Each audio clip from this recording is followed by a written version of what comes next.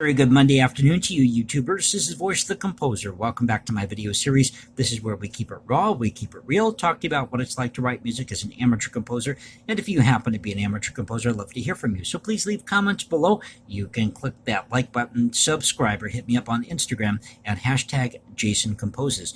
On my last video, we talked about expanding a musical idea, and it's funny sometimes how these different videos come together, because I was taking a look at this video over the weekend, and I noticed how I had made some mistakes with an example I was working on. I thought, well, why don't I take that example and we'll apply that to today's video, talking about how to make corrections in our music, different things to look for, different things you want to be aware of when you're working on a composition. And if you're new to the program, thank you for being with me. If you missed this last installment, I played a piece a section from a piece I'm working on, Robinson Crusoe. It's a symphonic poem for a string quartet, of course based on the story by Daniel Defoe, and I orchestrated that for violin, two violas, and cello. And I'm going to play a section of that now for you, so you kind of get a flavor of where this music is going, because with this next chord sequence, you'll see how the mood changes and how I had some awkward movement. I had to fix that and smooth things out, and you'll see how this all plays out here in just a moment. So here's a portion from Robinson Crusoe.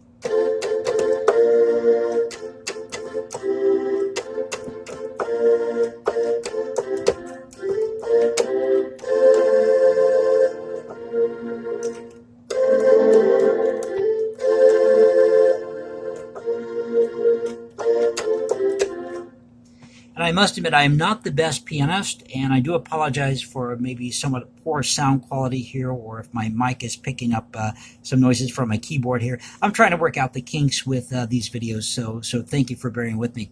So now let's move to the next section, and this is where we really get into the meat of things, because as you can tell here, if you've been looking at this part of the score here while I've been talking, you can see some problems start to emerge. For example, we have this chord. The first one is E flat, G, B flat. There's nothing wrong with this chord, but there is something wrong with the way that this is positioned, because as you listen to it, and I move down to that C, E flat, G chord, it just doesn't sound quite right. And so I'm going to play this for you, play this together, and you'll see where that awkward movement is and where I made my mistake. So here's that chord again, E, G, E flat, G, B flat. And then on top of that, we have the violin playing the following.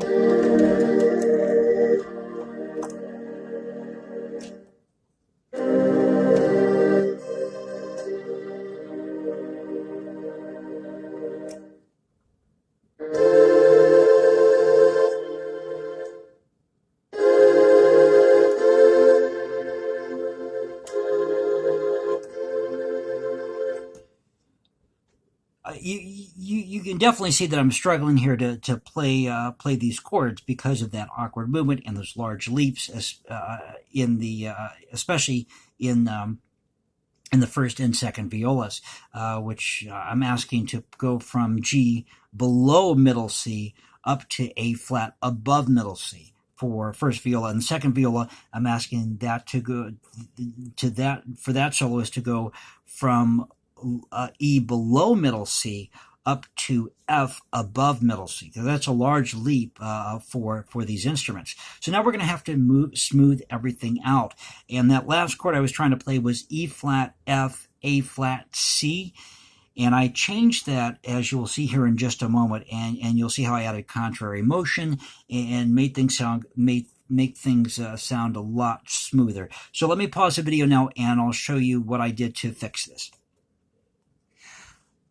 And here's the correction that I made to that portion of the music. Now, one thing to note here, I had written next to the chord in the second measure on the previous page that we're going to have the cello, instead of playing E flat, I'm going to change that to B flat.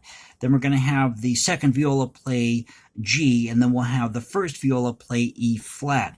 And that's going to be a lot smoother movement, as you will hear.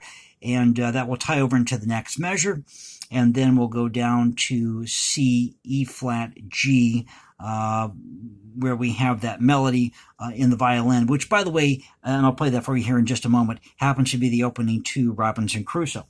So let's go ahead and fix that chord in that second measure on the previous page here, and we're going to give the cello the B flat, we're going to give E flat to the second viola, and G, give that G to the first viola. And so this is what it sounds like. Let me try that again, folks.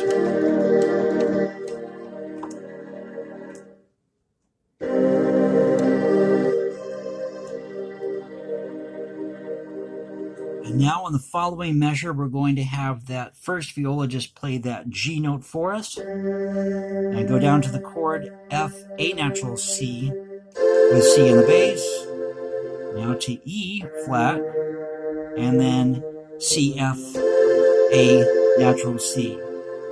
So let's go ahead and play that new chord sequence all together, so you see how it all fits. So let's try this again, starting with B flat in the bass or in the cello, followed by E flat and G, and that melody on top with the violin.